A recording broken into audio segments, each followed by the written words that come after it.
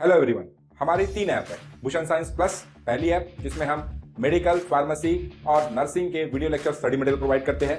दूसरी हमारी ऐप है भूषण साइंस नीट, जिसमें हम NEET related video lectures, live classes और स्टडी मटेरियल प्रोवाइड करते हैं। और तीसरी हमारी ऐप है भूषण साइंस एग्जाम, जिसमें हम वेरियस एग्जाम्स की टेस्ट सीरीज प्रोवाइड करते हैं, including your pharmacy, nursing, medical, government, non government, each and every exam. Thank you. Hello students, so today we are going to learn a new communicable disease, that is the measles. Okay, तो measles जो है आपने सुना होगा गोवर है ना। तो measles it is one of the respiratory infection. Measles it is one of the respiratory tract infection which is caused by measles virus. Okay, तो ये जो एक मीजल्स वायरस जो है उससे वहाँ पे ये कॉज होता है। जो मीजल वायरस रहता है ये एक आपका आरएनए वायरस होता है, आरएनए वायरस की जो बिलोंग करता है, that is to be belonging to the morbilli virus genus. तो मॉर्बिली वायरस जीनस रहता है, उसको बिलोंग करता है। और जो फैमिली रहती है that is the family, its पैरामाइक्सोविरिडी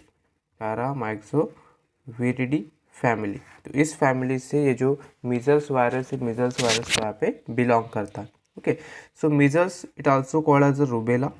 measles को हम यहाँ पे रूबेला भी बोलते हैं,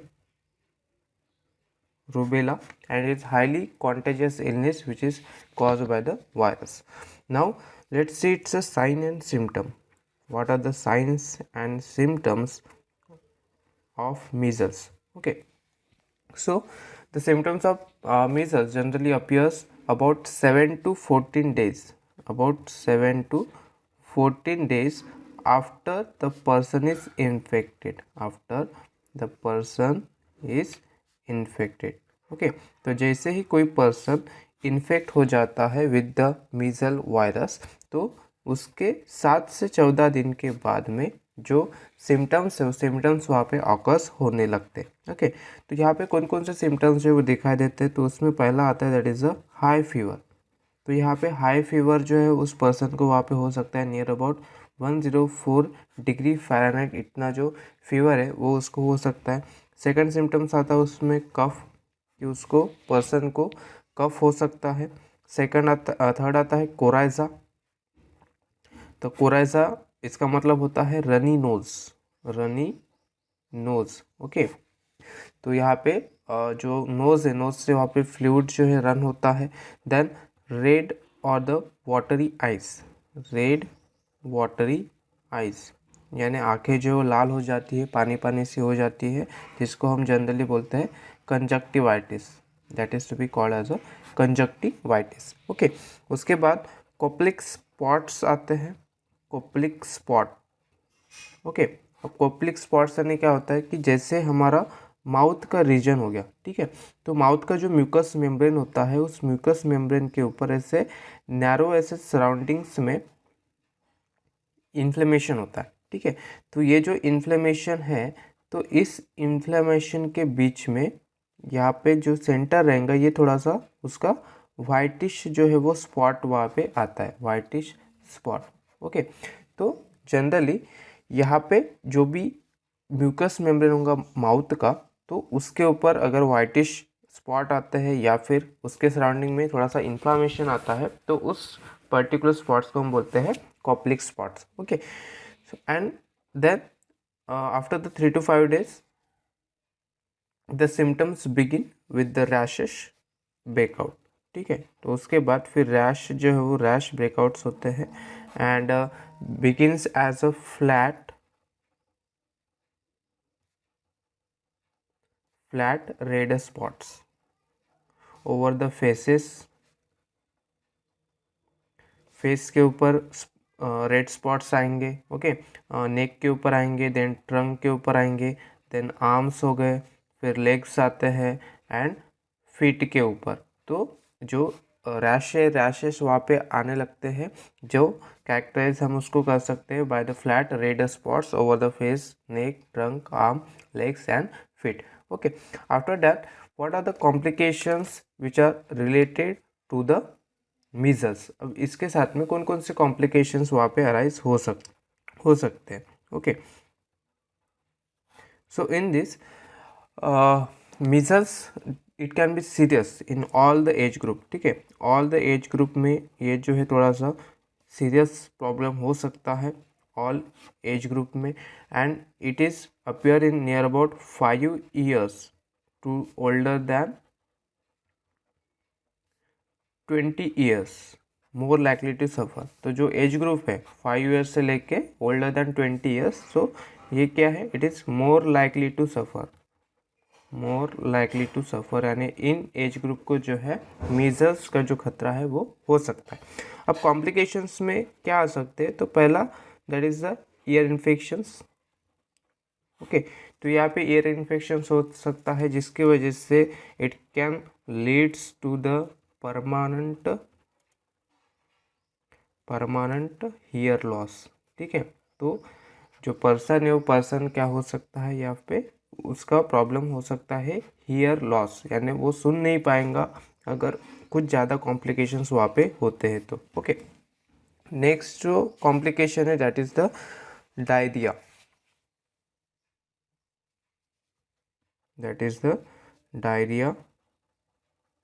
सो डायरिया में क्या होता है, that is the excessive fluid वहाँ पे लॉस होता है। Okay, and next one that is the pneumonia and encephalitis. Okay, तो यहाँ पे जो है pneumonia it is the lung infection होता है, लंग इन्फेक्शन, और एनसेफेलाइटिस में क्या होता है, that is the brain encephalitis. यहाँ पे ब्रेन में जो यहाँ पे क्या हो जाती है, इन्फ्लामेशन हो जाता है, वहाँ पे थोड़ा सा इन्फेक्शन हो जाता है। ठीक है, सो इन दिस जो निमोनिया रहता है ये कॉम्प्लिकेशंस किस में हो सकता है, तो नियर अबाउट जो 20 बच्चे हैं, ठीक है, 20 चिल्ड्रंस जो रहते हैं उन 20 चिल्ड्रंस में से एक पर्सन को या फिर एक चिल्ड्रन को जो है, ठीक है, एक चिल्ड्रन को यहाँ पे निमोनिया का जो कॉम्प्लिकेशंस यहाँ पे हो सकता है। ठीक है, वो जो एन्सेफेलाइटिस है वो एन्सेफेलाइटिस का जो कॉम्प्लिकेशन है वो near about one child out of 1000 child. ठीक है, तो ये इसका एक रेशो हो सकता है कि ये जो कॉम्प्लिकेशंस है, ये कॉम्प्लिकेशंस उस पर्टिकुलर पर्सन में वहाँ पे आ सकते हैं, लाइक ईयर इन्फेक्शन जिसकी वजह से हेयर लॉस हो सकता है, डायरिया हो सकता है, निमोनिया एंड एन्सेफेलाइटिस। तो इस तरीके से यहाँ पे जो है कॉम्प्लिकेशंस हो सकते हैं। अब जो नेक्स्ट है दैट इज़ द ट्रांसमिशन, कि जो मीजल्स है ये ट्रांसमिशन उसका कैसे होता है from one person to another. Okay, तो जैसे कि जो मीजल्स है, मीजल्स क्या है, this is a highly contagious virus, it is a highly contagious virus, ये बहुत ही हाईली कंटेजियस वायरस है, and that lives in the nose and throat mucus of an infected person। Okay, तो जो भी पर्सन इन्फेक्टेड है, ठीक है, तो उसके नोज की जो कैविटी है उस नोज कैविटी में वो क्या रहेगा, वायरस वहाँ पे प्रेजेंट रहेगा, या फिर जो थ्रोट रहता है, ठीक है, तो उस थ्रोट के म्यूकस जो एरिया है उस म्यूकस में वहाँ पे वो क्या रहेगा, जो वायरस है वो वायरस वहाँ पे प्रेजेंट रहेगा। ओके, अब ये कैसे स्प्रेड यहाँ पे होगा, तो जैसे कि अगर वो पर्सन कफिंग करता है या फिर वो स्नीजिंग करता है, तो उस वक्त जो वायरस है वायरस क्या होगा, वहाँ पे बाहर आ जाएगा। And then measles virus can live up to the 2 holes in an airspace where the infected person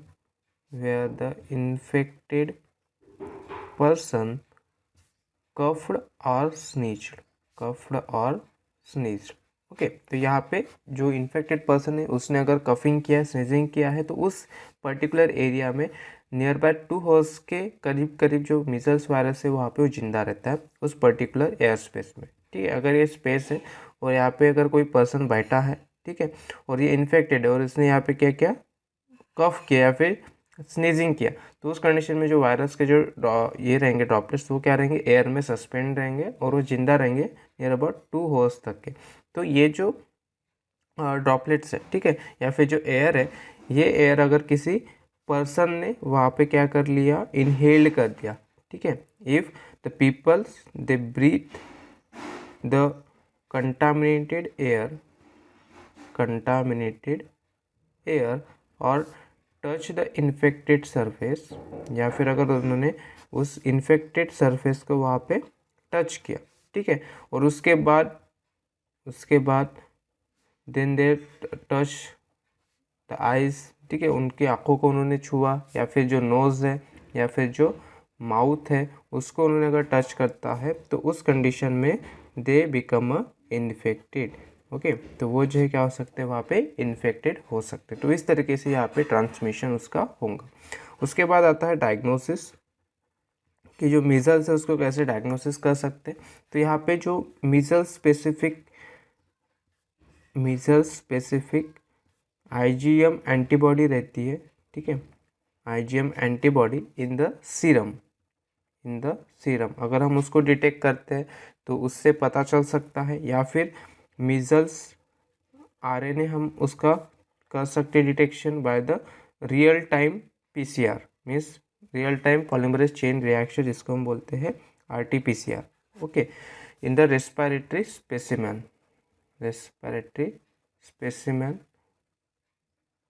तो उसका डायग्नोसिस हम आरटीपीसीआर से कर सकते हैं। That is to this is method to confirm the infection, to confirm the measles infection. Okay, again urine का analysis वहाँ पे कर सकते हैं, क्योंकि यूरिन में भी जो है वायरस वहाँ पे प्रेजेंट रह सकता है, तो इसमें हम यूरिन का सैंपल टेस्टिंग यहाँ पे करेंगे। ओके, अब ये हो गया डायग्नोसिस। अब इसका प्रिवेंशन कैसे हो सकता है, प्रिवेंशन। ओके, तो प्रिवेंशन में क्या होगा, that is it can be prevented by the MMR vaccine. तो यहाँ पे MMR वैक्सीन वहाँ पे अवेलेबल है, ठीक है। MMR जो है ये प्रोटेक्ट करता है अगेंस्ट 3 डिसीजेस, यहाँ पे 3 डिसीजेस के ऊपर ये जो है प्रोटेक्ट करता है, जिसमें आ सकता है मीजल्स हो गया, मम्प्स हो गया एंड रूबेला, ठीक है। तो ये 3 डिसीज के ऊपर MMR वैक्सीन जो है यहाँ पे काम करता है, ठीक है। अब इसके भी 2 डोजेस होते हैं। तो पहला डोज जो है यहाँ पे फर्स्ट डोज उसको दिया जाता है 12 से 15 मंथ के बच्चों को, ओके। और सेकंड डोज जो दिया जाता है that is at 4 to 6 years of age, 4 to 6 years of age, यानी पहला डोज कब देंगे, 12 से 15 मंथ के बीच में, और दूसरा डोज जो है वो देंगे हम 4 to 6 years ऑफ एज के बीच में, ओके। अब यहाँ पे नेक्स्ट अगेन चिल्ड्रन जो रहते हैं, चिल्ड्रंस, ठीक है, तो उन चिल्ड्रंस को जो है यहाँ पे वैक्सीन हम दे सकते हैं। May also get MMRV vaccine, ठीक है। तो यहाँ पे जो MMRV जो वैक्सीन है, ये MMRV वैक्सीन, ये भी हम यहाँ पे चिल्ड्रंस को दे सकते हैं, जो कि किसको प्रोटेक्ट करेगा, MMR vaccine that will protect the measles हो गया, मम्प्स हो गया, ठीक है, देन रुबेला हो गया, and V that is the varicella जो हमने चिकन पॉक्स में देखा था, ठीक है। तो ये जो है 4 डिसीज़ के अगेंस्ट में यहाँ पे MMRV जो वैक्सीन है, ये MMRV वैक्सीन यहाँ पे हम उसको दे सकते हैं, ठीक है। तो इस तरीके से जो है मीजल्स है, उस मीजल्स का हम यहाँ पे प्रिवेंशन कर सकते हैं, okay. So thank you. Next जो डिसीज हम नेक्स्ट लेक्चर में कवर करेंगे।